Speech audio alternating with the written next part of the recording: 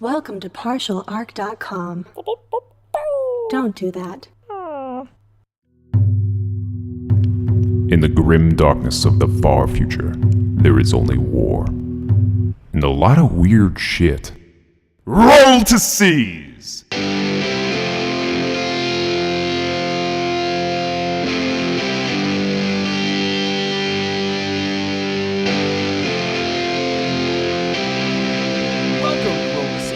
Episode 53. I'm your host, Jay Jones, and I'm joined by my co-host and Warhammer enthusiast, Andrew Dickinger. That's me. Oh no, what has happened here? Are you doing an accent? Maybe. Oh boy. It sounds real accurate. I'm sure there's quite a few listeners out there who would agree that this is a pretty existing and normal accent. No criticisms at all. No criticisms? I know how to do accents. It's changed. I'm losing it. Okay, Oh, I'm no. just going to abandon it. It's gone forever. It was pretty good. I was hoping you would try to do it for this entire recording. No, there's no way I could maintain it that long.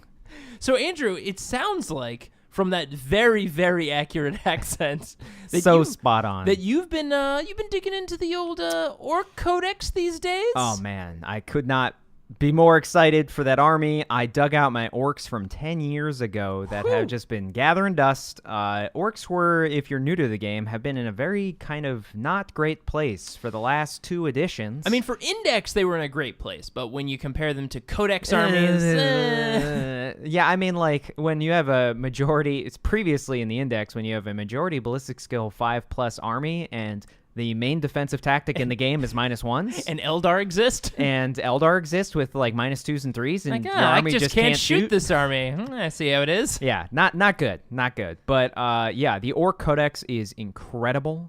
Their stratagems, their new unit changes. A lot of people are like, oh, why isn't this in the Codex and all these units that were in the Index? Well, it's because they don't have models for them. But of course, they have their tree, so you can still use them. Yeah, you can still use them. That magic tree still helps. Yeah, magic tree's still there, so you can still have war bosses on bikes and big mechs on bikes and all this stuff. But for me, the Codex is not only very strong. I think you and I both agree that as a singular Codex, it's the strongest in the game currently. Might be the strongest codex, even more so than Drukhari. Yeah, and Drukhari's real good. But so. orcs are giving them a run for their money. Now, we'll get into that a little bit more later on, but we want to talk about some of the recent news that's come out. Yes. From Vigilus Opening Day. If anybody's not aware, there's this crazy war happening on the planet of Vigilus. We wish them all the best. But apparently there's a ton of different factions fighting there, such as Orcs, Eldari, Gene Stealer, Cult. Now Ultramarines are getting into the mix. I think there's maybe some Imperial Guard down there. There might be other ones that we don't know about. There's always a little bit of guards Black sprinkled in with the Space Marines. Yeah, true. Black Legion have showed up as well. So there's a lot of different factions competing for that planet. And because of this, at Vigilus Opening Day at Games Workshop, they revealed like a ton of new like models and basically teases for what we might be seeing coming within like the next month or so. Well, first, I mean, they revealed some probably fast attack Gene Stealer Cult stuff, Yes. which is in sweet dirt bikes. Cults on bikes, and there's even a guy on a 4-wheeler with what looks like a mining laser on the back. Yep. Mobile mining laser. I'm all for that. Very terrifying. 2 thumbs up from this guy. I mean, I just love the one of the guy on the dirt bike with the big sniper rifle. Yeah. Or it looks like almost like a 50 cal, like it's It's got big gun. It's got the muzzle brake at the end. Yeah. I mean, the fact that they are on dirt bikes alone, which with the the mining and the rocky and everything, it makes Yeah. sense. So like, I just can't wait until the Gene Stealer Colts on skateboards. That's when I'm really going to be like, this is you my mean army for me. hoverboards. Hoverboards, that's right. Just as long as they don't go over water. Yeah, as long as they don't go over water, they're fine. But yeah, I mean, I even saw a picture. So the 4-wheeler guy that they revealed, I saw an alternate version of that where he's got a Ooh. big like spacesuit helmet on, which looks really rad. That's very interesting. So they've got some different setups for that model potentially. Yeah. And of course, they revealed everyone's favorite 80s noise marine, Morkanaut with Yo. crazy hair, It's like got a full-on Mohawk plumage. hairband thing going on. I love the paint job because they gave him like leopard, like I think like raised boots. It was pretty amazing. Well, and he still and he has the hoofed boots like a lot of classic Space Marines have. Oh yeah. But yeah, I mean the fact that he's actually rocking a guitar, because really Blastmasters and Sonic Blasters should just be guitars. Yeah, I mean, they're rocking so hard, they're channeling the warp and just blowing people away. It's pretty great. Warp strings is what's going on there. And I think probably one of the biggest reveals out of the entire thing is this Vigilus Defiant, which is the first, I believe it's the first, correct me somebody if I'm wrong here, the first campaign book of 8th edition. Book, yeah.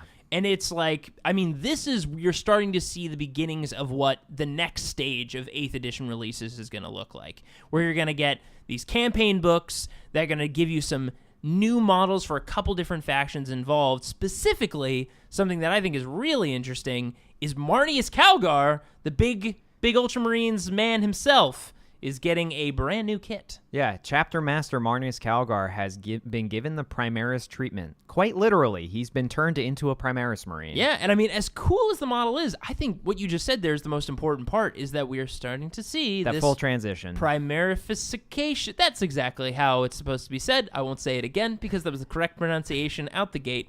Of Space Marines. Yes. I think we're going to slowly but surely start to see them being moved into this full net new Primaris, the normal model. Well, also from a fluff standpoint, full confirmation that regular Space Marines can be altered to become Primaris. Apparently, yeah, because Marneus Calgar isn't like a net new dude. He's been around forever. I guess he got the shots from the doc. And the doc was like, "You're good to go." And his two bodyguards as well in the image of when they do like the full pan of the battle also are Primaris. So I'm assuming probably Ultras would be the first. Robout Gilliman, being the guy and it's his chapter, and probably they'll be the first. But we'll see. He's like, "Hey, Marneus, we need somebody to set the expectation here that I need everybody Primaris. You're my guy." And he looks at me and he says, "Yes, Papa." "Yes, Daddy." That's exactly how he sounds. But no wonder he never talks. Right? It's because of that voice. He's like Abraham Lincoln. I don't know why I mentioned him. He's from thousands of years ago. I was gonna say from that old data slate, Suburban Commando. Yeah, the deep pull there, the real deep pull, as almost as deep as Abraham Lincoln. But with Marneus Calgar, it's funny. Do you think maybe Primaris is just another word for futuristic, and by futuristic I mean present day, CrossFit? Remember that old ancient cult? Nobody remembers this cult. Now, this was before the Men of Iron and all that terrible thing that happened to the universe. There was this crazy cult called the CrossFit cult that took over most of, I believe it was the original solar system of man. Well, it's because there's a mnemonic virus in it that if you talked about it, then everybody starts talking about it. We didn't realize it powerful as it was, and people got real fit, but it was everywhere. You got the inoculation, right? I'm sorry, I can't hear you. I gotta swing these cowbells, man. I gotta get in my lifts for the day. He's gone forever. All right, I did them real fast. But basically, with this new primarification of the Space Marines, it'll be interesting to see if that changes future codexes, which we might. I think it's inevitable. Yeah, which we might see, because I think everybody can agree that Space Marines, I think, could use another, like a 1.5 of their codex, or a 2.0, just a straight up. Well, I think that should lead us into our next discussion, which is sort of wish listing for Chapter Approved. Yeah, at this point, as our recording, because of timey-wiminess, Chapter Approved hasn't been released yet. Unless they do like a surprise release surprise the day release. after we record this. Oh, man, come on, GW. But they're just listening with the button ready. Here we go. But basically, Andrew and I, have been just running through our heads, like, what could they be changing? And we really kind of have a couple things on our wish list that we would like to see in Chapter Approved. Andrew, you want to kick it off? So the biggest thing I want to see, and I'm not even really playing the faction anymore, but I think they just need all the help that they can get. And we've already seen, like, some specific official Games Workshop reveals of like Grey Knights getting help and stuff like that. Yeah, so Grey Knights already, they've confirmed with this Vigilus Day, like, they're going to get a ton of points drops. Apparently they're going to be incredible, so everybody, thumbs up, fingers crossed, the boys in silver will be back at it. A playable army again?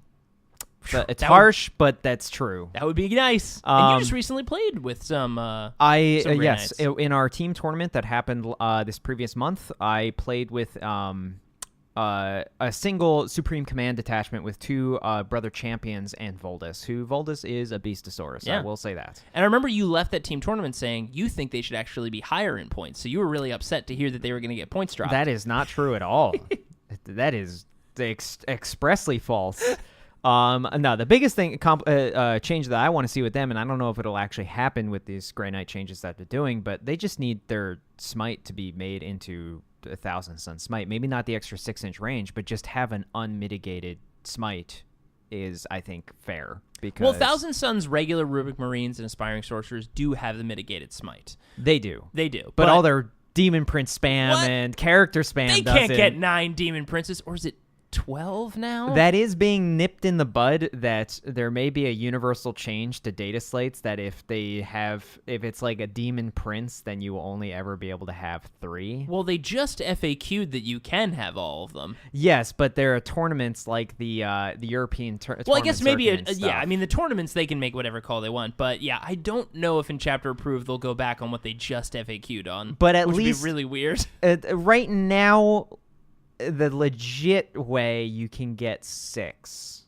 You can get more than that if you stretch it to other codices. But like if you're doing the what's actual 1,000 Suns army list being built, you have 3 Zench Demon. You have 3 ones, Zench Demon and ones. You have 3,000 Sun and ones. 3,000 Sun ones. Yeah. That's how they do it. It's still currently. pretty good. Still pretty good. But yeah, we'll see what they do with Grey Knights. But your pick for wish list is I need some Tau stuff. Tau need a lot of help. I want to see battle suits actually being usable again. Yeah. Even if they did like a simple change, like all battle suits now that aren't commanders, don't have the commander keyword, have ballistic skill 3+. Like if they did that and then did like a honestly 15 to 20 point drop on crisis suits, I think that would be whatever the outcome is to just make them more usable. Because I think the problem is that we're seeing with Tau, and we talked about this in a previous episode, is just that the army, there isn't many dynamic builds that are effective. You're only seeing infantry spam and riptides. And by the way, we're only speaking to this from a tournament perspective. Like, you're playing with your buddies or in your local stores. Like, obviously there's tons of different things you can do. But from a purely competitive standpoint, there just seems to really just be riptides plus a whole bunch of fire warriors and marker lights, and that's it. You don't see, I mean, occasionally you'll get a Yavara thrown in there. Occasionally you'll see some Cold Stars go in there, but even so, what's interesting is the Cold Stars haven't really been as big of boogeymen as we thought they were going to be. They don't have the ability to they're like a complete suicide unit. I mean, if you throw them in to do whatever they're going to do, they die immediately afterwards. And with ITC, for example, specifically, if you're playing Tau, you're probably going to want to take Headhunter, especially if they have Fusion Star guys. Yeah. Because they're basically throwing you 2 points every time they shoot 2 of those guys across the field. Like, here, please kill these guys. And if they whiff, like if they shoot against, typically you see them with the 4 fusion guns, right? Yeah. And if they shoot at something with an invul save, they can whiff, and then they just die. And then it's just like, ooh, yeah, I mean, bummer. I've even played against those combos, and I've tried different variations on the Cold Stars. One, it's weird that the Cold Star is the only commander that can't get cyclic ion blasters. Like, I feel like they're thinking on a level of combination that no one else is understanding, because there's no real reason for them not to be able to get that gun.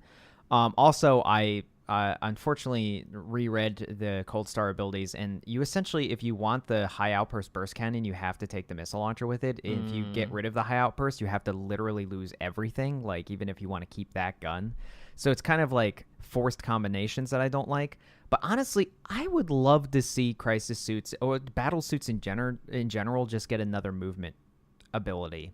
Like, get their jump shoot, jump back, or something like it. Give them something a little more. And that's a good point, because Tau, like we've talked about, they don't interact in enough phases effectively. No. And if you can give them more mobility to help compensate for their lack of psychic attack and defense, as well as complete lack of combat, like if you give them a little bit more mobility, whether that's mobility that happens in the shooting phase or mobility that happens on the charge phase or whatever, whenever it is. I think it should happen in the charge phase. I think they should be able to do a charge move without charging. That'd be interesting. And I like that better than just a flat 6, because a flat 6 is like too easy to prepare for, just dancing in and out of like a ruin. But you have like a little bit of risk. But you have a flat, you have that. You could be really good or not great. And like, I think that gives, because they're actually quite slow. Like, everybody thinks they should be fast, but they have an 8-inch move. And that's it. And that's all it is. And like, you have like orcs now that even a normal Evil Sun's orc boy almost moves as fast as a crisis suit. And you're just like, they really work out the quads, that low body. They really get after it. That doesn't add up. Something's wrong there. Yeah, it would just be fun to see a reason to take other things in the codex. And that's what's missing from the army right now. When I see a competitive Tau list on the table, It's the same list every time. And I think their trademark is suits, and suits just need to be better. Yeah, Crisis of Suits. I want to see them everywhere. I want to see them popping out of buildings and doing crazy stuff. I not only want to see them, but I want to see them and be like, ah, shit. Yeah. Like, I want to be like, oh, man, this is going to be rough. There's so much of that in this game right now that they might as well be. Yeah. I mean, geez. That's almost the entire Orc Codex for me. Yeah, I mean, like, everything in there is scary. I haven't found a single thing in there that's not scary. Even 30 grots can really rip you up, and I'm just like, it's surprising. Yeah. Bring back the Crisis Suit. So I think that's a good wish list. For me, it's also, this is an army that I don't play right now, but I'm actually preparing to play in the new year. And yes, that sounds a little bit like, make it better so I can play it. But also, this is an army. The building has already begun, trust me. The army is, like, so interesting in my opinion. And also, I think it's just had the lowest, one of the lowest performance in the new 8th edition next to Grey Knights of Codex armies, not Index armies, but Codex armies. And that's Necrons. And Necrons, they need some points reductions. Maybe not across the board, but in certain areas. For me, I think they're troops specifically. the troops is the real problem because it's such a heavy tax to get troops in right now because they are just so expensive. I think a regular warrior, which only has a 4+ save, is 13 points. Yeah. And Immortals are 17 points. 17 points with a 3-up save. And yes, they've got Tesla guns, but they're only range 24. You can't give them any other custom weapons other than between Gauze and Tesla. Like, well, I mean, and Necrons are weird because like they have a couple places where they went too far, and they have a couple places where they really didn't go far enough. And I think the really didn't go far enough is their troops, where they're like, well, no, they should be like a Necron warrior should be like 10 points, and like a Necron Immortal should be like 13. Like, why are they so expensive? A Necron Immortal should be the cost of a Space Marine about. And Necron Warriors are, like, worse than them, so they should be less. But then you have, like, the decision to have a 1-point stratagem on Destroyers of reroll all hits and all wounds. And I'm just like, but now this is, like, the other direction. Then, it's like, why? Destroyers get wrecked. Like, Destroyers are only, like, T5. They're 3 wounds apiece with no invul save. Yes, you can have a Cryptek stand near them. But, again, you're putting and it's only a 5-up. You can't give them a -1 to hit. Like, there's a lot of weaknesses in the army that's interesting, and I know the points are based off of this reanimation protocol's ability that they have across the army, which hinders them in a certain way because in most cases it doesn't go off. And yes, in the cases it does go off, it can be annoying, but most armies, especially in competitive play, like know how to deal with Necrons. Well, I think per your comment on the Destroyers, the only reason they're getting wrecked is because everything else is so expensive that they're like the only thing there. And everybody knows to kill them. Yeah. Like everybody's like, oh, Destroyers, kill those things. Whereas if the costs changed where it was actually then more affordable for a player if they want to go this route to then have 2 units of Destroyers, then suddenly it's a bigger issue. But the fact that it's only like, it's 1 and there's 9 of them and just kill them all. Yeah. And it's just, all right. And then that's even just from first off, like their army's weird. Their army is it seems like a mostly shooting army because they don't have a lot of effective close combat units. Yes, they have wraiths, but now with the nerf to being able to fly over things and assault things behind lines, that hurt them a bit. They're also still decently expensive. And then, I mean, don't get me started on flayed ones. They're 17 points per model. I look at them compared to a Zangor, and a Zangor has an invulnerable save. It has AP -1. But you got reroll all wounds. It's got it comes with an army that has all these buffs it gets in close combat. Yeah, I do get a reroll all wounds on your strength 4 attacks on a 0 AP weapon. Booyah! But yeah, it's when I look at their price point compared to Necron like flayed ones, it's frustrating. But then when you look at their shooting attacks, like all their guns are like pretty much range 24, and they're slow-ish. Like, it's a weird dance that the army does in terms of, like, how it's set up. And I'm not saying, like, an overhaul of the army. I would just like to see, I don't care about Tesseract arcs or vaults or whatever. Like, they can stay at whatever points they are. You don't see them anymore, really. That kind of came and went. But I would really like to see just across the board points reduction, specifically probably for the troops, so you can get some more interesting combinations in there, because I think Necrons are close to being a really good competitor in the competitive space. They just need a couple tweaks. You know, I thought of an idea. So, I think they need some reorganization, but I actually kind of just thought of a change to reanimation protocols. Ooh. I think you should eliminate it's a 5+. If you have a Cryptek, it's rerollable. Get rid of all of that. I think that you should just have reanimation protocols as a rule that every unit that's not a character has, and they get D3 models back every turn. on like a 3+ or a 4+. On a 3+ you get, or a 4+, you get D3 models back every turn, because then it eliminates on a 5+, you just don't get it. It's like if you roll 6 dice, you get 2 guys back on average. Like, that's not great, especially since on the important units, like, what is that going to do? And it feels like when you invest, that's an interesting way, because then when you invest in the more expensive units like destroyers, you're guaranteed to get more back. Well, you could get up to 3 back, but then with warriors, you don't have that, like, because there are times when people could kill, like, 15 warriors or like 10 warriors, you save them for morale, and then like with all the rerolls and stuff, you get like tons back. Yeah, it's just too swingy. And then I think what you do for the Cryptek rule is you have it that if there's a Cryptek near an infantry unit, that D3 becomes D6 models. Oh, that'd be interesting. So then, like, you can have a Cryptek near warriors, and it's not giving you 15 guys back, but it's still it's essentially activating the demon rolls a 1 for morale every turn, and I think that's more valuable and more reliable. And it still is fluffy, and because it's more reliable, and the reason we're not saying to make Necrons worse with this, by the way. I love Necrons. You like Necrons as well. It's the idea with this, I think what you're explaining here is because you know how more reliable you can get guys back, then you can more accurately adjust their points to make a more balanced army. Yes. Because I think when you have an ability that's that swingy, where it can either be like whole units come back or no units come back. It's so hard to gauge. It's hard to gauge and balance them. And I think they erred on the side of like too heavy instead of like giving them a little bit of a leeway. So I think you're right. If it was like a D3 or a D6 with a Cryptek, that'd be pretty neat. I also think they should make Necron warriors immune to morale.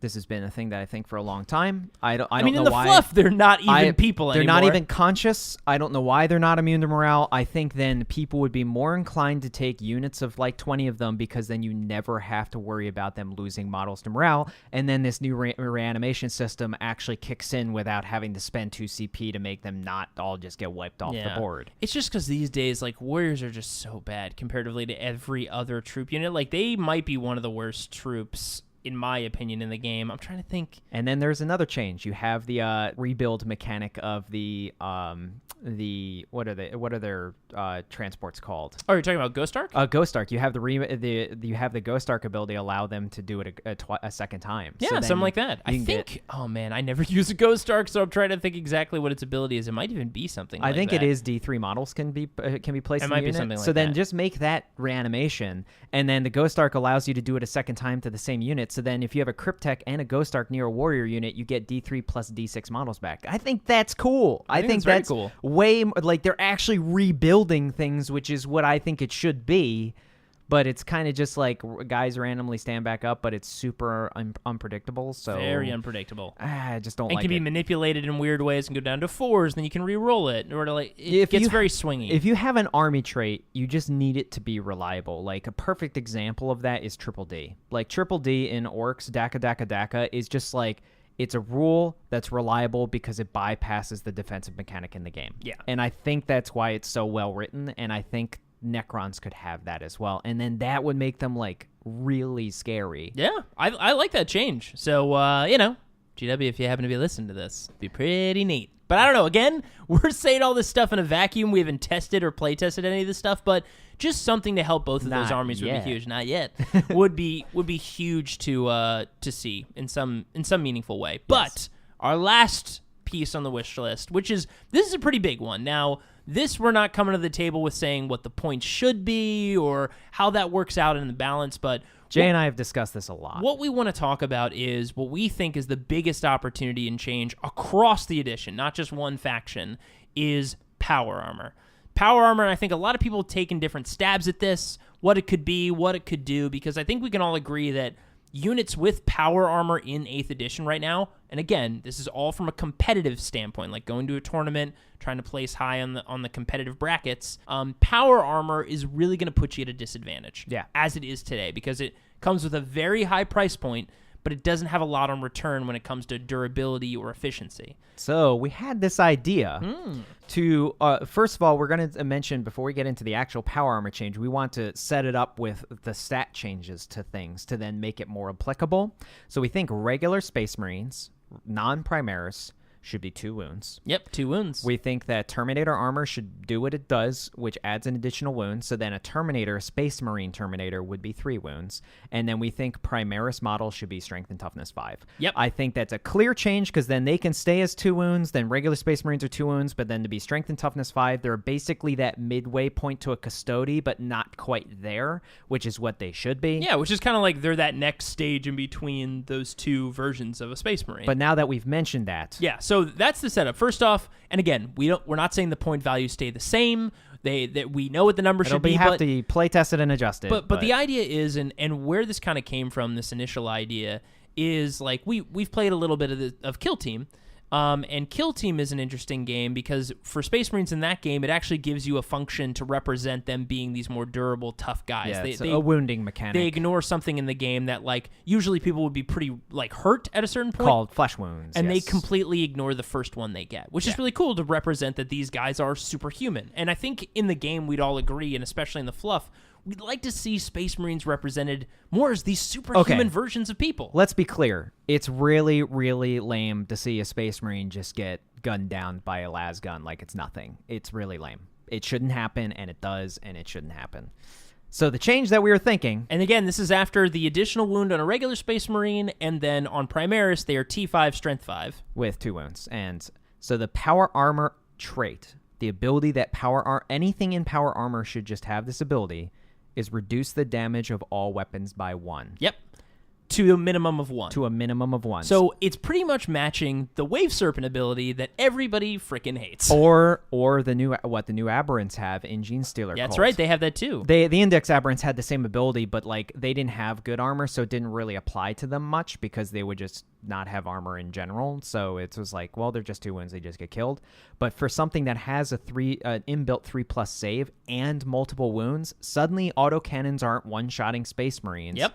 And even against characters, things like las cannons and stuff are suddenly much more unreliable. Oh yeah. So that's and I mean, like, even think about Dark Reapers, everybody's favorite thing that kills Space Marines. that auto 2 damage. That auto 2 damage is now 1 damage, and they got to be wasting those big 3 damage shots to take down Space Marines. Now it will, but they got to be putting in a lot more investment to kill a lot less Space Marines. Yeah. Also, then you start having to, if with the wounds change as well. If suddenly regular Space Marine Terminators are 3 wounds, suddenly you're going to have to be wasting the star shots on them instead of the regular Reaper launcher shots. So like, just as Reapers is a good like median for killing multi-wound things because they're so good at it.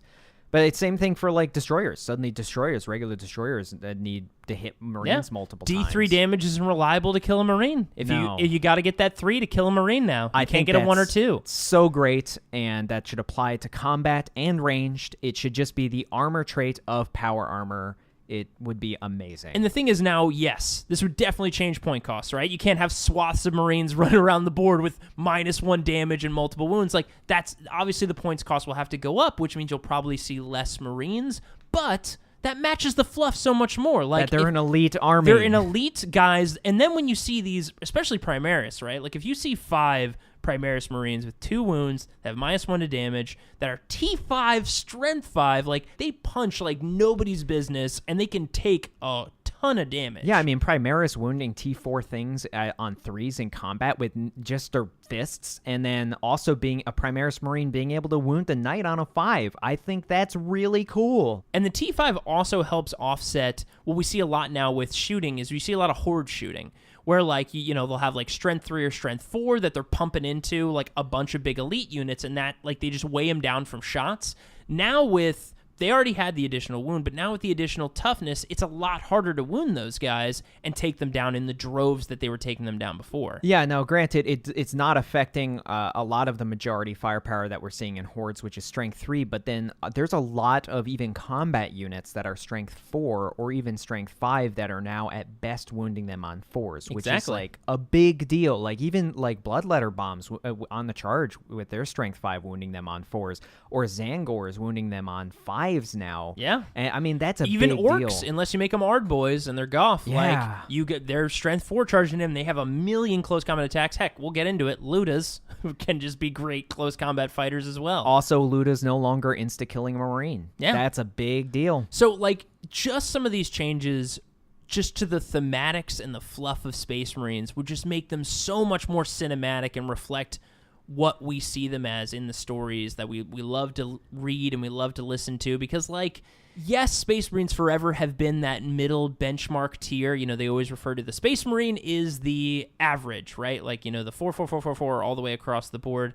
And that's fine, because you still can for a regular Space Marine. You just now have a little 2 under the wound, and you have a little extra ability for power armor, and that makes a big change for regular Space Marines. Also, it makes it cooler for characters as well, because even their 5-wound characters, oh my like god, captains, they're so much harder to kill now. Suddenly, a 5-wound captain needs 3 damage 3 attacks to kill it instead of just 2, and that means that even things that got a little nerfed with the charge changes, like Smash Captains, suddenly require more to get rid of them, and I think they're heroes. Yeah. They should feel like heroes. Oh my god, fighting those guys in close combat, even with D3 weapons, would just be a freaking chore. It would be annoying. Demon Princes would have a difficult time because they mostly are using the flat 2 damage claws. Yeah, the and Malefic like, Talons. All Yeah. 1 damage, baby. Yeah.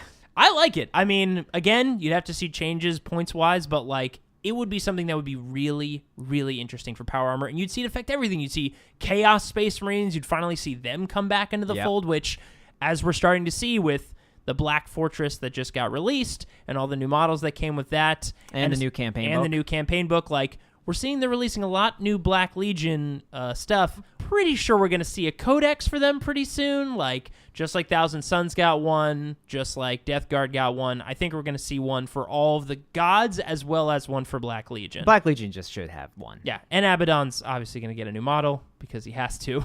Like, if you're going to give, like, they just showed that new, the new Black Legion captain or lieutenant model with diving through the air with a spear. It's like, if you're going to make a new model for that guy, release the Abaddon model. Abadibba-down. Abadibadon's got to get one, baby. All right. Well, those were our wish lists for chapter approved. Fingers crossed in the next week or couple weeks that when it releases, there's some things like this. Now, I don't expect the Space Marine thing to be in there, or maybe, who knows, surprise.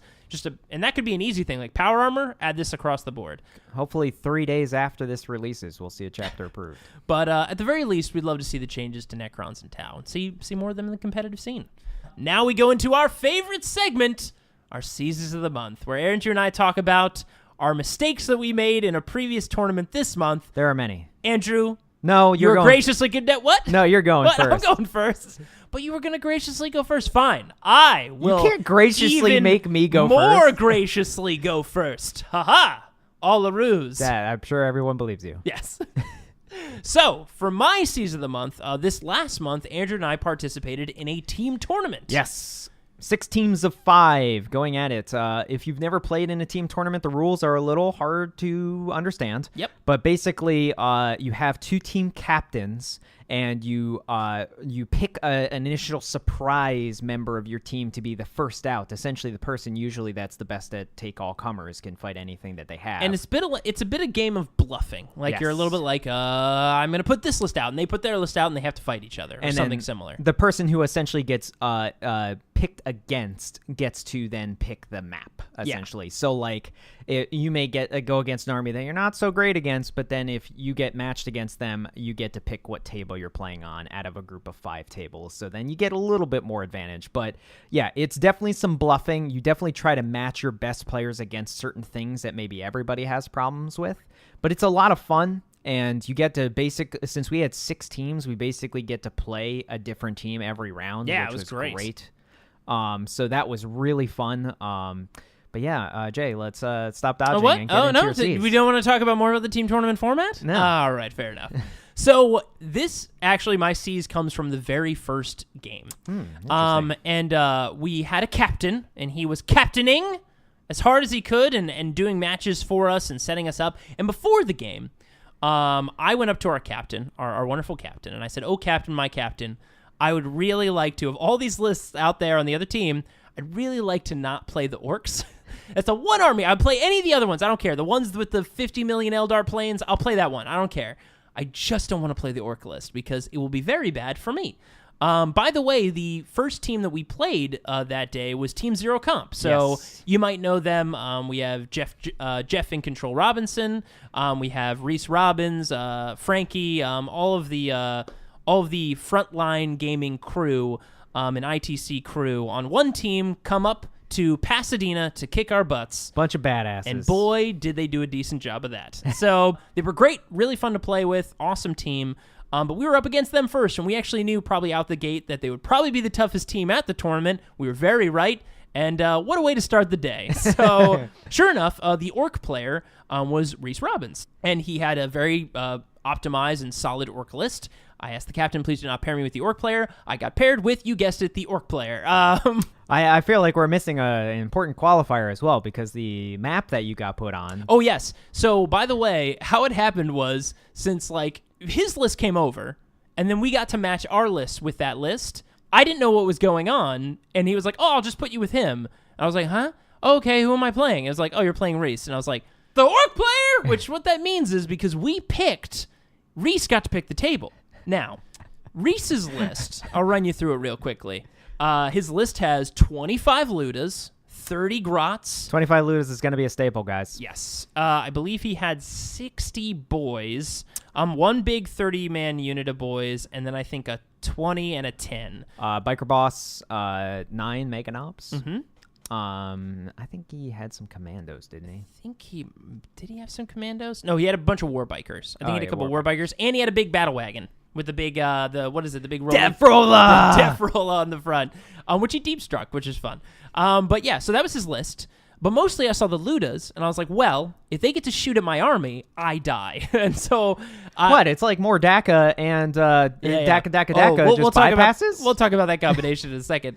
But basically, I was like, all right, well, as long as we get a table with terrain, oh, dear God, because Reese picked the table. Of course he did, because he knew what he had against my army. He picked basically what is often referred to as bowling ball world, which is, if you imagine, if you look at a bowling ball, how much terrain is coming out of a bowling ball? Nothing, because it's smooth. There's nothing on that planet. And there was nothing on this table. There was one little building in the center, nothing else. It was just a completely open table. There's plenty of places for you to Even hide. Reese was like a little bit like, oh, wow, it's not too much terrain on this table. But he wasn't too sad about it.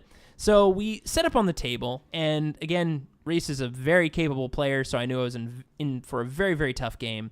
For this game, I think I played decently well, but I had one very, very big mistake, and that's where my C's comes from, and that's in the very first turn. So, turn 1, I set up all my bikes pretty much on the table, except for one unit of Skyweavers. Just to recap what my list is, again, it's that Seer Council that I've been playing recently. This is actually one of the toughest games it's ever had. Seer Council with my 2 Farseers. I've also got my 3 units of Skyweavers. I've got my Troop Master, who is my Warlord, basically. He's giving me those, trying to regen the command points. I've got a Solitaire in there to run out and punch some things randomly. And then I've got a bunch of Rangers, and that's pretty much it. But basically, I start all my bikes on the board except for one Skyweaver, so I've got 2 Skyweaver units and my Seer Council on one side of the board. I get the roll to go first. Thank the Emperor I got to go first, because I don't even know what this game would have looked like if I didn't go first.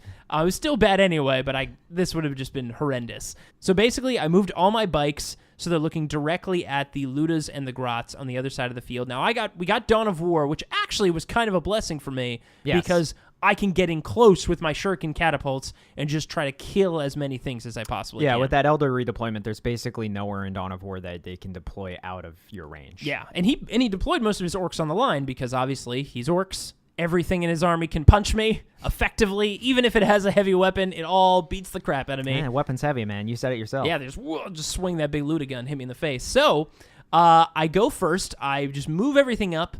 And basically just pummel his grots. And the reason why, if you haven't heard about this already, I won't go too much in depth because you've probably heard about this at this point, but Grot Shield is incredible. It lets you now basically spend 1 CP and protect a orc unit. And it was recently FAQ'd in a very good way.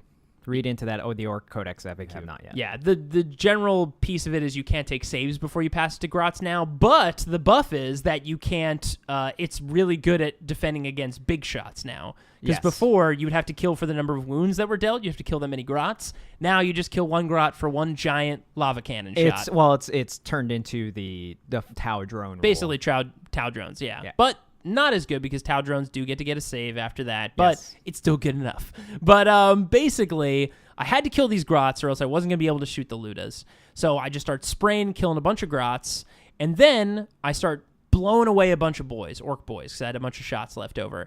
And I got the 30-man of orc boys down pretty low. And based on the secondaries for ITC points, which is what we were playing, that was actually really good. If I kill a 30 orc boy unit, it gets me like a couple points, and it was really important to take it out.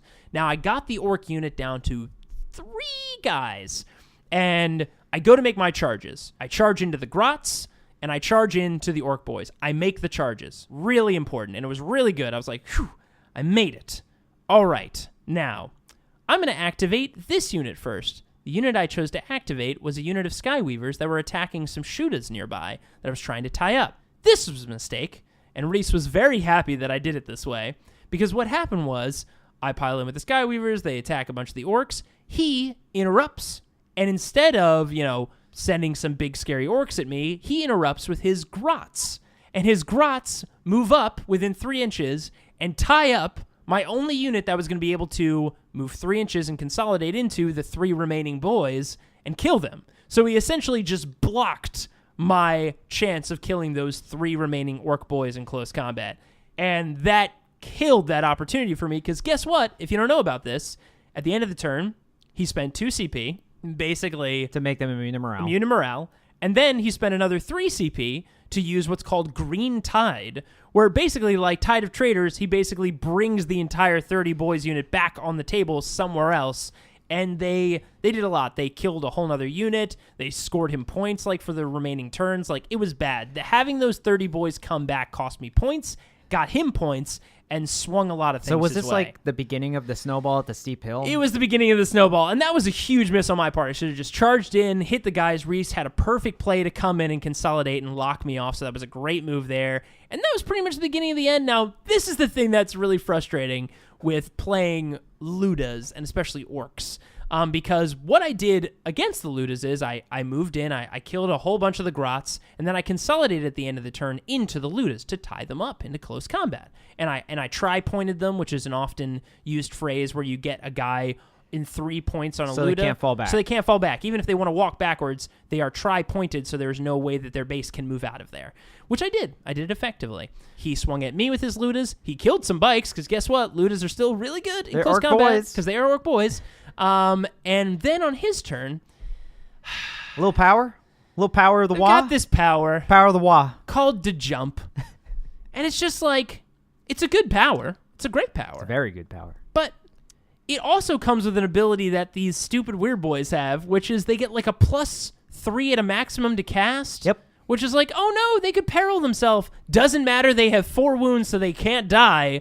Oh no, the worst ability ever. And sure enough, he got a +3 to his cast. He casted it on like a 12, which I can't beat. Surprise, I can't get more than a 12 on a deny. So I can't deny that a jump. He mobbed up both of his Ludas together. Yep. Then he did jump them out of there. And then the 25's dudes just moved slightly to the left of my army, to his right. And then gave him a million stratagems, and they blew away pretty much my entire army. Well, that's because, they don't count as falling back. Yeah, they don't count as falling back. And to jump and combined with the Weird Boys +3 means he has better psychic casting than frickin' Magnus does. But he perils. Yes, yeah, he perils. Oh my god. Oh wait, there's a pain boy nearby that can heal him, but who cares? And then all you need is one good to jump. I would pay 100 points and to be able to do something like that. And then, of course, the stratagems that we're talking about that hurt his army real bad. Obviously, these Ludas were of the clan Bad Moons. Bad Moons, yeah. So reroll ones to hit. Yep. Also, they have a stratagem that allows them to shoot twice. And then that's a Bad Moon specific stratagem. And then you pop the little ability on them called Mordaka, which makes Triple D pop on a 5 and a 6. So you can literally teleport them anywhere across the board, have them do a dance and a jig. It doesn't matter with heavy weapons, because they're still going to hit you on 5s and 6s. 5s and 6s will get you more shots that will hit on 5s and 6s, and they reroll 1s, even for the new shots that they get. And he rolled a 3. 75 shots. So he gets 75 shots, and when you do all the math, on average, he hits 75 times. So a lot of people have talked about this, but 75 hitting autocannon shots that are strength 7, -1, 2 damage is unbelievably crippling against anything. I don't care what save you have. A 2+, a 3+, 4+, doesn't matter. You are wrecked. You are just completely wrecked. Whatever it looks at and it shoots dies. And even my Seer Council, which at this point was super buffed up, it had -2 to hit. Doesn't matter against orcs, right? Doesn't matter. They hit me no matter what minuses I have. -2 to hit. 3+ invul. 5+ feel no pain. 3 wound guys. 10 of them. Didn't matter. He killed almost all of them, and then his Megadobs ran in and killed almost all but like 1 or 2. And then like the 2 guys ran around for like 1 or 2 turns and killed like 1 guy or something. But either way, like Reese, great player, really good general, obviously knows his stuff around orcs. And I'm really interested to see how that army and that faction does going forward, because I do think, especially against Eldari, I'll say as an Eldari player, they are very good. Triple D alone. Very, very good. The Daka, everybody being able to run up in your face and just do a million punches, like that's the thing that really does bring down really tough units, or things like my Seer Council that has all these buffs, like just overwhelming numbers of hits and attacks, whether it's Ludas hitting you with 75 autocannons or boys running up and hitting you with like 150 hits or whatever it is. Yep. Like that kind of stuff, like that'll break the back of any tough unit, no matter how buffed it is. But yeah, that was my Seize of the month. So Andrew, what was your Seize? So I was playing with my Death Watch, my last real hurrah with it as my competitive army. So it's a slight alteration. I actually got rid of the Blood Angels battalion with the 2 Slamoos and a bunch of scouts, and instead You let them go back to the ocean? You free willied them? Yes, I mean You put your hand up and the Slamoo just jumped and they over? just jump into the nids and they're all over a ball just killing nids and shit. It's a beautiful poster. But yes, so I ditched them, and instead I subbed in a Supreme Command of Grey Knights with 2 brother champions and a Grandmaster Voldus. Who, as you indicated earlier, Who? is a boss. Ooh, he's mean. As long as you roll good saves, he's mean, because man, I can't make 3+ saves to save my life. And he can do 3 powers and deny 3, right? He has 3 power, 3 cast, 3 deny. Whew. And basically you're always going to give him the same 3 powers every time, which is Gate, Hammerhand, and Sanctuary, because why would you give him anything else? But yeah, with a Strength 8 auto 3 damage Thunderhammer, basically with no minus to hit and hitting on 2s, rerolling 1s. Oh, that's great. Oh man, he does the work. And Voldus, my boy, where you been all my life? And then you give him Hammerhand, and he has +1 to wound, so he's wounding knights on 3s, and it's just like, whoa. Wow, that is really good.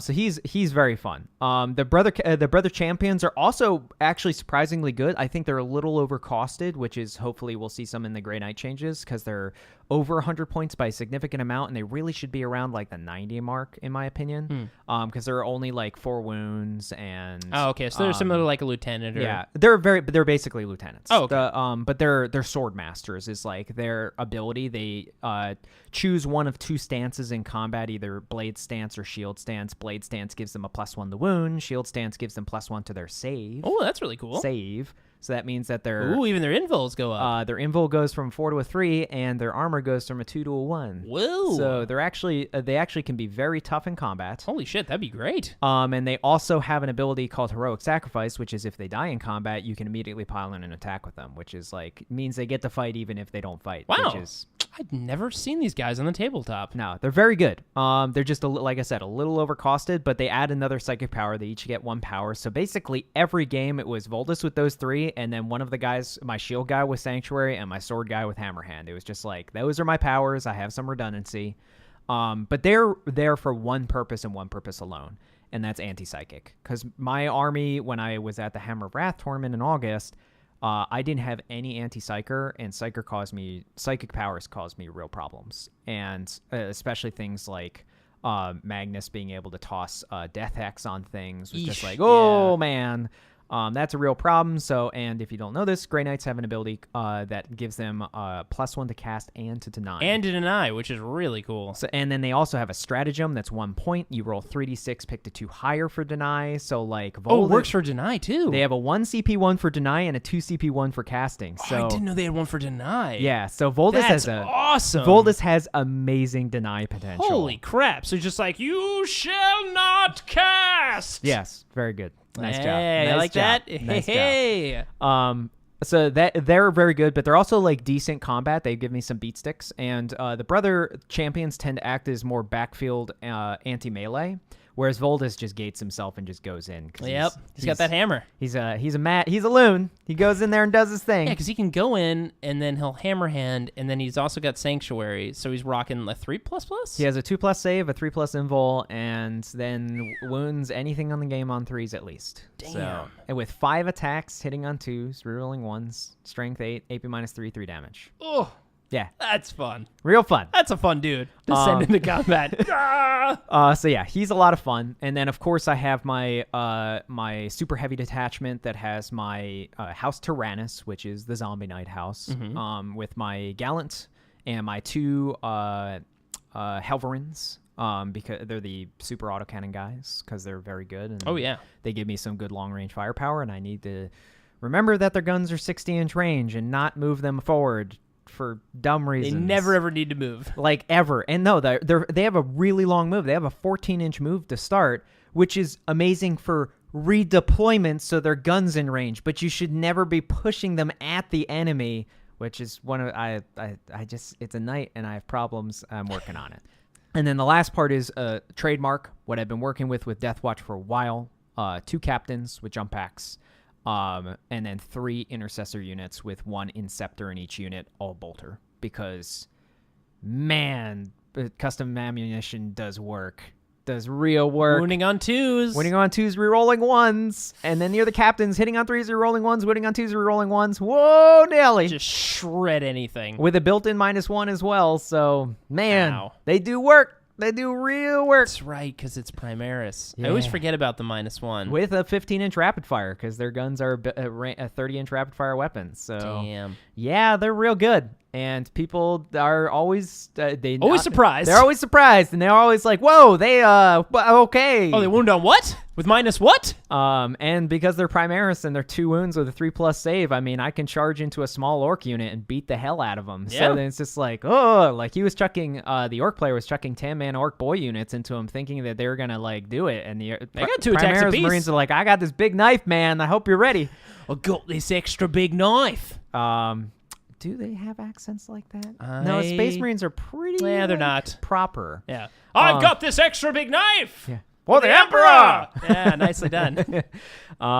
It's kind of like their own, you know how like, you know, people have like different ways they end sentences depending on where they live in the universe. Their ending is always for the Emperor. It's always for the Emperor. Yeah. I mean, but yeah, so that's my army. A lot of fun to play. Very elite. Things can snowball if you play badly like me, like I do often. Yeah. Yeah. But it was also first round against Team Zero Comp that I made my big mistake, and I was playing against Frankie Giapampa, who is like a hardcore Drukhari player. I mean, he has an amazing Drukhari army. It's beautiful to look at, and Drukhari are real mean. Isn't Oh, it nice man. that you and I both got to get the chance for the two To go against Reese and Frankie? the two founders of Frontline Gaming to just kick our teeth in round one? Get you next time. But yeah, so I was going against Frankie. Unfortunately, in all of the games that I had a +1 to go first, I never go first. It's just even with like tying 3 times, like rolling the same That's with impressive. the +1, just never go first, never seize. Just like I'm always second. I'm like, I just want to go first and do some damage. So going in first against him, ironically, he did not kill my knight in the first turn, which was very nice because I didn't have to zombie knight immediately and have it immediately get vected, which was, he had a ton of CP, like 18 CP. Wow. So like, He was ready to go. I think he vected 4 times in the game. Ooh. It just failed the one time, and it was the one time he didn't have a reroll. So it was just like, nice. Perfect timing. Sick. But yeah, I mean, everything else I was just like, well, I have to use it so that he activates the Vect ability. And he actually did get a 6 one time. So it evened out. He got a 6 once, he got a 1 once, and then 2 just regular ones. Oh, there you go. But he had a lot of Venoms with a lot of Cobblites inside, all of the Cobblites with a blaster, and he rolls hot on blasters like you wouldn't believe. The opposite of how I roll with Yeah. blasters. With the one tournament, I took a bunch of Cabalite Warriors and Venoms with blasters and failed every single blaster shot. It's like first turn was a bit of a flump for both of our armies, not rolling well at all on either side, but then from second turn on, he basically never missed with blasters, and against even T8, he was wounding like more like 60% of the time. Wow. So it's just like, oh god, It's impressive. and all of those blasters are doing d6 damage, which turns out can kill the multi-wound things real At fast. 18-inch range, too. Better than a fusion gun. Yeah, so going against his army, he had a Tantalus, which is, of course, very mean and very bad for Primaris because it's auto 2 damage, and all my Primaris are 2 wounds, and Ouch. it's AV -3. Wouldn't it be nice if they had that -1 damage? Oh, God, that'd be so nice. But yeah, so going against his army. Now, he got first turn. Kind of sucked because I would have been able to, with my knight, charge, with knight and deep striking Voldus, would have been able to hit his Tantalus, a Raider, and 2 Venoms turn 1. Voldus going into the Tantalus, and my knight being able to attack 2 Venoms and a Raider with the Super Fist, like right off the bat. Pretty good. Would have been great. Just like a big dent from the start would have been very nice, because then it's an undamaged knight in his lines, and he has to focus on it. That didn't happen because he went first. So he beat the hell out of it. I ironically lost 8 wounds on my knight to poison because I couldn't roll 3+ saves. This is a going trend throughout this whole tournament. I just could not roll 3+ saves. Should have taken the 2+ armor relic. Lessons learned. So, the knight dying, not great. I also did he explodes because I knew I wouldn't be able to resurrect him with Vect. So I did the explodes on a 4+ stratagem. And then I've ironically rolled a 3 and then went to reroll, and then he vected that. So then, like, I don't get the reroll, so it didn't even explode. And that explosion, let me tell you, would have hit like 8 things. A ton of things. It would have hit like 8 things. It would have killed his Tantalus, which was at 2 wounds. Like, so much, but it didn't happen. So that was not great. And then I had all of my, as I normally do, all of my Death Watch in Deep Strike. And I was just waiting. Here's where I fucked up real bad. So he had a lot of witches and like 6 combat characters. Like, I think 3 succubi, maybe 4 succubi, 2 archons with husk blades. Like, so logistically, it would have made sense to deploy not in range of his combat. Yeah. Because you don't want to be in combat with them. So, and I did the opposite, and I deployed like 11 inches away from his Very combat close to units. On the side, whereas they did some damage when they came in, sure, and then they basically all died afterwards. And good. And he was like, he even said to me, he was like, I was real happy that you put your guys over there and then like didn't move them at the end of your phase, being like, wait, that's a terrible choice. And I was like, but all my combat units are there. And I was like, yeah, it was real dumb. All the husk blades just going right into your guys. Well, and Succubi have a weapon that's an auto 2 damage weapon. So it was just like, I mean, he wiped out both units down to, I think, the 1 guy in each. And like, it was just like in one go. And I was just like, oh, that was cleaning up mistakes were made. Primaris. Damn. Whereas, in fact, if I had to just deployed in my deployment zone, not only would I have denied him, the majority of the objectives he was controlling were on my side with like his small 5-man Cobalite units that I could have just dropped on my side and just marched forward with my 2+ poison on rapid fire. And there's not really anything he could have done because at that point, all of his transports but a 1 wound Raider were dead. And I think a single Venom. So, like, he didn't have the mobility to get close to me with his combat units, and I could have literally just marched up the field and actually probably won the game because it was very close at the end. So mistakes were made. Oh, boy. Don't deploy shooty units near combat units. They love that, and you do not usually. So it was a mistake. It was dumb, and I regretted it immediately. Lessons learned. Lessons learned. Well, we lost that batch of Death Watch Marines. Next batch will come in like 100 years because they're really hard to replace. Yes. So it's very smart. Very expensive investment. Against a Xenos army that we're supposed to know front and back. Whoops. Yeah. Yay! Oh, did you get a chance to use any of the Death Watch specific stratagems during that tournament? Unfortunately, no. I was going to use the Orc one, but then I even though I won that game, I didn't deploy one of my Death Watch units to screen all my characters against his deep striking or his dejumping Orc bomb, which then I could have overwatched with the Orc specific strat. Didn't do that because I was dumb, and I did still win that game though, thankfully. And then in my last match, I was against Dark Angels and Mechanicus. So I did not get to use them. And the only one that I really would have used was the NT-Eldar one with flying units, but then the only things I would have been shooting at were transports, which they're not great at fighting against. Great at killing, yeah. So it was just like, not great. It's always interesting to know if you get a chance to use those, because those are fun Still- and can be hugely punishing. Yeah, still really good though. And man, if those Primaris were strength and toughness 5, that would have been real nice. Real good. Real good. All right, well, guys, those were our Seasons of the Month. Really exciting, fun tournament. It was a blast. We lost our first games, almost all but one, I think, of our entire team. But our last 2 rounds, we won all of those. So Yes. it was. We actually ended up second for the tournament. We ended. Team Zero Comp took first. It was actually very close, though. Apparently, they had a rough time in their 3rd round against the team they played against, but we didn't lose to them by that much, and we took 2nd place, so we were right behind them. Yeah, so lessons learned, and it also helps when my army gets paired up against knights 2 rounds in a row at the very end. Which What? Your army's not good against knights. It's pretty good against knights. What? Haywire's like With all good that against haywire, and the Seer Council doesn't Knights? care. Which blades? Yeah, which blades love it. D3 damage. Ooh, boy. But anyways, guys, on to our next segment, the Brown Library.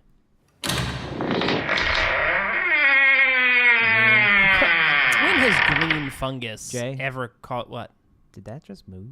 Huh? That clump of green over there, it just like shifted slightly. What the hell? Oh, I'm going to poke it with a stick. Oh god. Whoa! Did that thing have an eye coming out of it? Oh my god, wait a second. Do you think this could be orc fungus? There's a lot of questions that go into that. First, how you would know it's orc fungus, and second, how did it get in here? Well, I watch, 40K Geographic, You ever watched 40K Geographic? Don't think that's a thing. They did Planet Terra once. That's a pretty good series where they go across all of the desolated and hive planet worlds of Terra and show you all the unique creatures. There's not many left. I mean, we killed most of them. Probably mostly mutants. But at this point. it's mostly different versions of mutants and, how they live in different cultures and communities. It's pretty neat.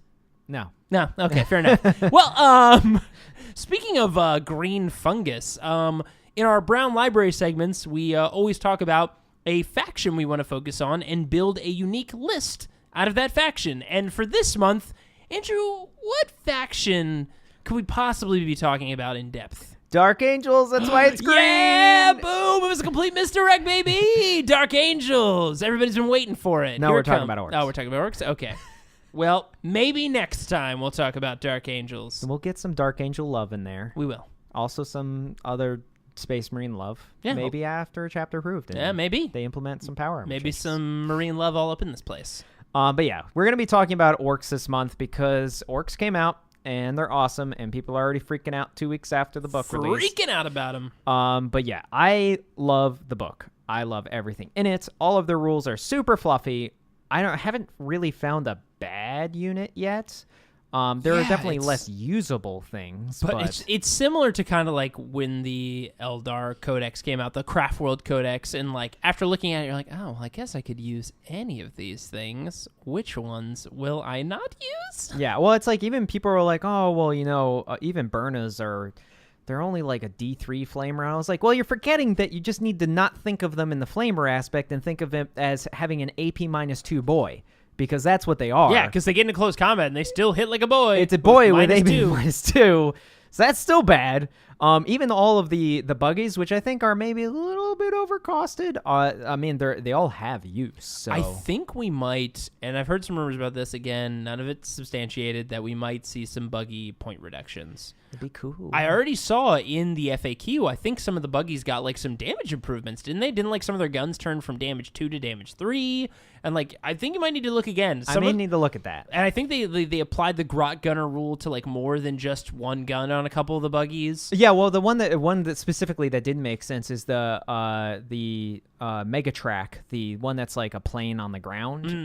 The gunner on the back with the other big shooter is literally gunned by a grot, but that vehicle doesn't have the grot gunner rule. Yeah, So I it's think just they made a like- change to that one too. So I think if you check out the FAQ and maybe some points adjustment in chapter approved, I think we're going to see them become more of a mainstay If for they're armies. more cost effective, you may see me chucking in some shock jump dragstas. Those things are so cool.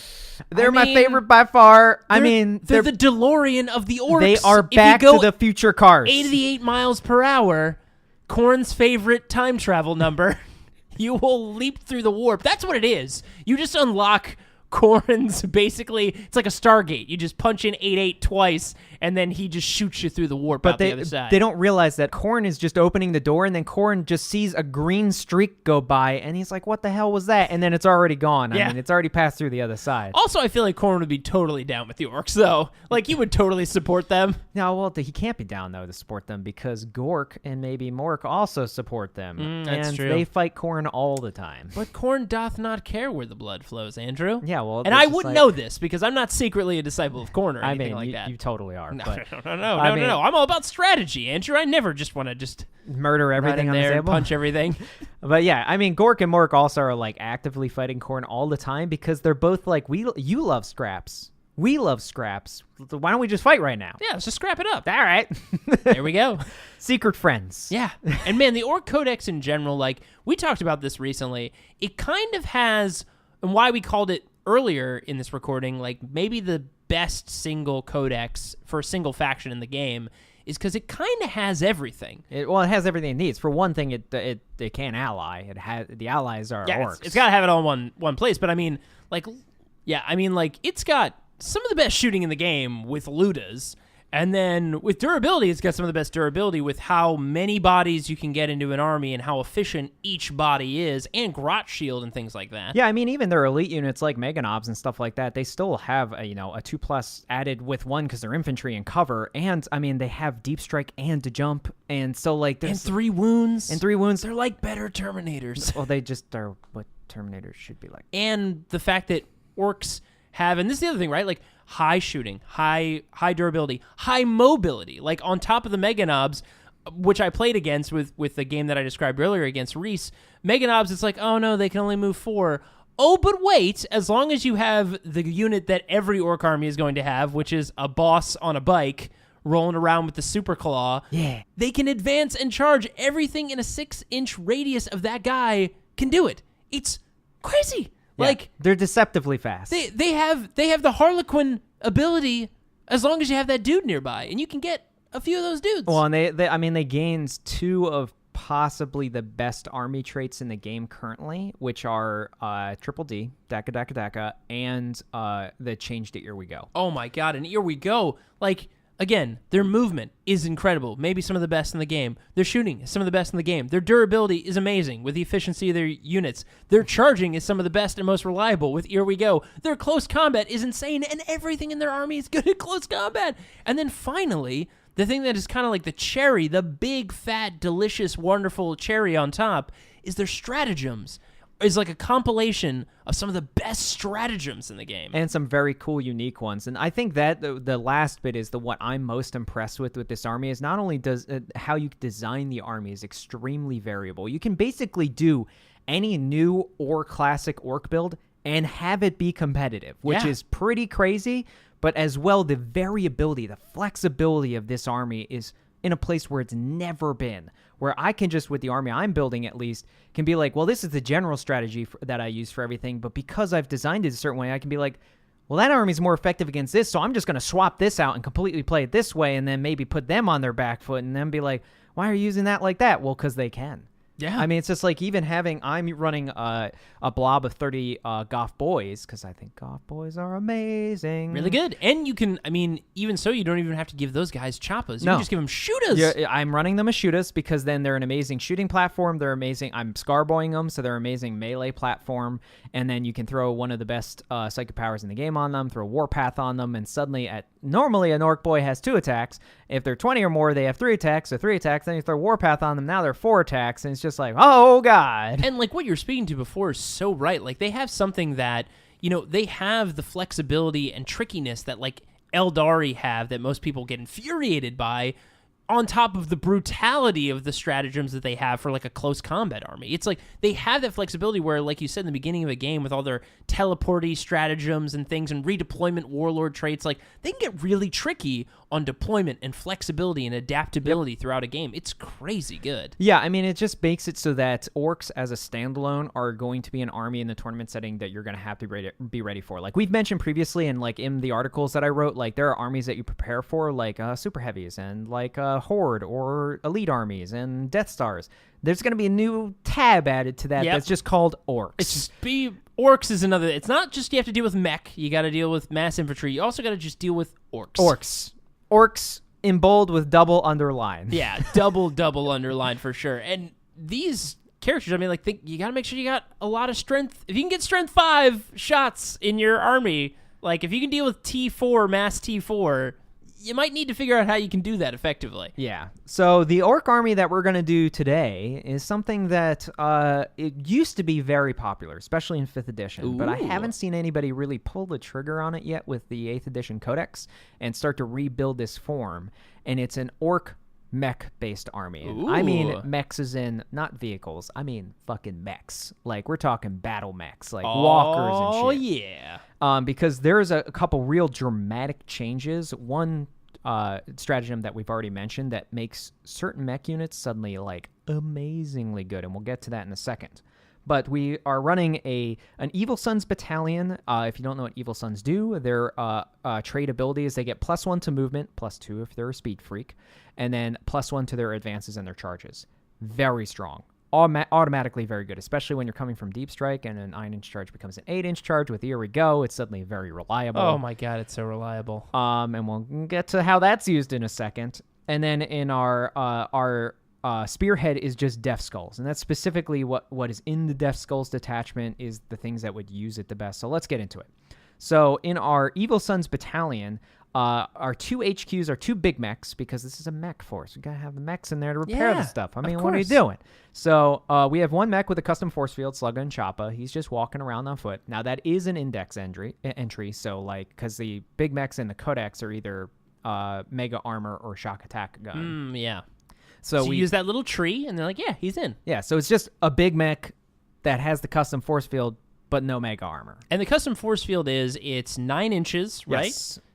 Units wholly within get a 5+ invulnerable save against shooting. Which means if you got one guy just slightly with a foot out, unfortunately the whole unit just doesn't get it. Yes, and they did clarify what the wholly within means, because there's been a lot of argument about that. Does that mean the whole base? Does it mean the whole base of every model every model in each unit? No, it's just as long as the base of every model in the unit is touching that 9-inch barrier, you're good. So you could have 100 guys surrounding him. I don't know if that even fits, but if it does fit, as long as they all got that little millimeter of touching the 9-inch barrier, then the whole unit will get the 5+. But as you said, it's still, you need to finagle it, because you leave one guy out by accident and your opponent calls you on it, no one gets it. Yep.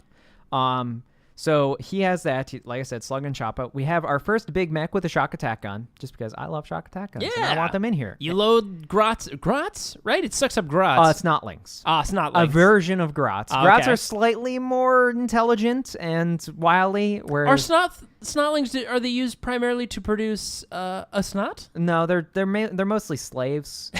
Horrible. They care for they have an affinity for animals. Oh, that's specifically nice. Squigs, so they tend to the squig farming. Oh, and that that's nice. does imply that they get eaten by squigs a lot, but Right. like that's par for the course of But a they love snotling. it, they. But yeah, the shock attack gun has possibly some of the funniest fluff in the game. It's a warp conduit weapon. So the thing that we were talking about before, the 88 mile per hour shock jump dragsta, has a built-in shock attack gun on it that makes it able to do short jumps through the warp. Well, the shock attack gun instead makes a warp tunnel. It sucks up a snotling and then forces it through the warp at ballistic speed towards a target, and then it detonates at the other side. Jeez. It's devastatingly powerful. Its strength is 2d6. Its AP -5, I think. Whoa! And d6 damage. So it's just like... God. And I think if you roll an 11 or a 12 for the strength... Oh, it automatically wounds, doesn't No, it? it does d3 mortal wounds on top of the damage. So it does d3 mortal wounds Wow. and the d6 damage. And it's That's pretty d6 fun. shots. So it's just... mwonk. That's a powerful snotling right there. It's the thwump gun. Because that's what people imagine the sound it makes is the thwump. They saw the potato gun, and they were like, I think we can improve this. Let's fire it through hell. Through hell.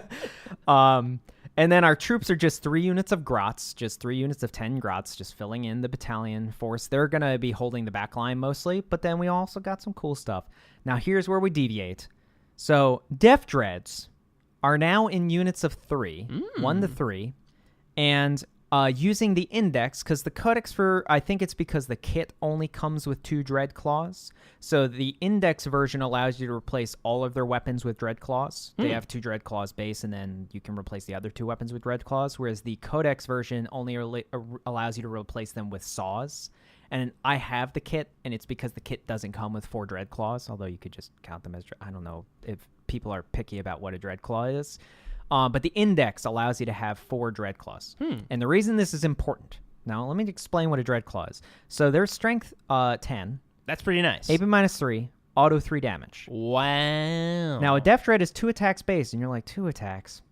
They get an additional attack for each dread claw they have. And how many dread claws can they get? 4. Wow. So they have 6 attacks each. What? 6 attacks? That's so many attacks. On a weapon skill 3+ platform, Ooh. they're only 115 points each with 4 dread claws, and then they're in units of 3. So you best believe we're sticking both. There's 2 units of 3 that we're sticking in this army, and both of them are going in the teleporter because a unit of 3 is only 16 power level, which means they can be teleported.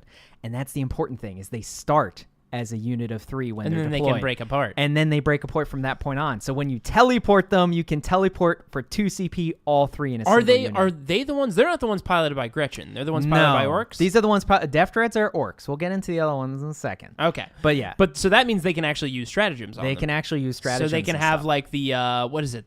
For vehicles they can have the one where they can charge 3d6. They have a 3d6 charge now. Unfortunately, after they get placed, they're you will no separate longer units. be able to do it for the whole unit. It's called ramming speed. But is they the still each have stratagem. Here We Go, right? They still have a Here We Go. Which I mean, it's still really, and they're evil sons. And they're evil sons. So yeah, I mean, 8-inch charge, re-rolling either or both dice. So turn 2, you have 6 Def Dreads coming down on you, and a very reliable chance that 5 of them make combat. 3 damage apiece With 6 attacks each hitting on 3+. That's so gross. So that's fun. And then in our Death Skull Spearhead, we have another big mech with shock attack gun because I love them. Of course. Hey, I mean, fire snotlings through hell. Why not? Yeah, now the one change I've considered making is instead swap out. So we have some units later on. We can actually take the grots and put them in the Death Skulls detachment, then put both the shock attack guns in the Death Skulls detachment, which I think makes more sense because the Death Skull ability is not only a 6+ invul, but you also get to reroll 1 hit, 1 wound, and 1 damage result with a weapon, and you put that on a shock attack gun, Yeah. and it suddenly doesn't matter. So we'll swap that out for the actual final list for that we'll post on the website. But that makes more sense. I just thought of that right now. So we're gonna do that. So then because as you know, grots don't get any traits. Yeah, they don't get any faction abilities. They get the clan. So they count as part of the clan, but they don't get clan traits. And they can't get stratagems applied to them unless they are the Grot Shield stratagem. A grot-specific stratagem, Yeah. which I believe currently it's only grot I think shields. it's just Grot Shield. Yeah. Yeah, So basically, it's just Grot Shield. I think. yeah. I haven't seen anything. It's very specific, but I haven't seen anything else that really can pertain to grots. But so that's who cares about that? So we got the 6 Def Dreads, we got some grots, we got some shock attack guns, and a custom force field mech. Now that custom force field mech, he's really like, do you want to deep strike with the Def Dreads because he can go with them and give them some field ability? But then you're going to see what else is in this list, and you're like, probably not. Probably he sits at the back, gives all the grots and the shock attack gun mechs, and what I'm about to say, the 6-up or the 5-up invul save. So in this Death Skull Spearhead, we also have 2 units of 6 Kilcans. Now, Ooh, good old Killicans. Kilcans are the ones that are a grot has been put into an armored shell and is a killing machine. I'm glad to see them back. Now, we talked about Killicans back in 7th edition. I believe we did a list for them. I think it was the Con of Cons, yes. But they are back in 8th edition. Glad to see them back. Yeah, so they have some cool abilities. First of all, they're ballistic skill 4+, and they don't have Here We Go, but they have Daka, so they can still get hit no matter what on a 6. Pretty good. Get the bonus 6s. Now, here's where it's clear, is this is another stratagem that I'm not sure about. Can they get more Daka because they already have the Daka rule? No. I'm not sure They're about not. that. They're Gretchen. But I've given them all rocket launches, Mm-hmm. so there's 12 rocket launches total because they have ballistic skill 4 platforms. So Ooh. it's nice to have some anti-tank at range. They have 3 different choice of weapons. Now, all the weapons do interesting things. So the con claw is the standard. It's ×2 strength, AP -3, auto 3 damage. It's pretty good. But That's nice. when I mentioned that they're only weapon skill 5+, you're suddenly like, So they have 2 attacks base. They have 3 attacks if there are 3 or more models. So it's called Scrag'em is their abilities. So they're actually like they can do some decent damage. It's like pack tactics, but for like Gretchen and giant trash cans. It's because they get confidence. So Yeah. then they want to beat the hell out I of got you. my friend right there. Yeah, they want to beat orcs, but they're not. But then you put them in this armored shell, and then suddenly they can kill orcs, and then suddenly they're excited about it. They feel pretty good. So the other weapon they have is a buzzsaw, which gives them an additional attack with the buzzsaw, but is only is +2 strength, AP -2, 2 damage. And then they have a drilla, which is only +1 strength, so they'd be strength 6, AP -2, and 2 damage. But the drilla has the ability on an unmodified wound roll of a 6, it also deals a mortal wound. Oh, that's fun. So I've given them the drillas, and the reason is, instead of the extra attack or the extra damage from the claw, is that with weapon skill 5+, they're not going to be doing too much in combat, but when they do stuff in combat, the 6s to wound doing additional damage, I think, is more value. Right. And a strength 6 to strength 7 is really, like, not. And the strength 8 claw, like, could hurt big stuff, but then you've got Death Dreads for that and something else, which I'm about to mention in a second. Ooh. So, like, don't really need the strength 8. Yeah.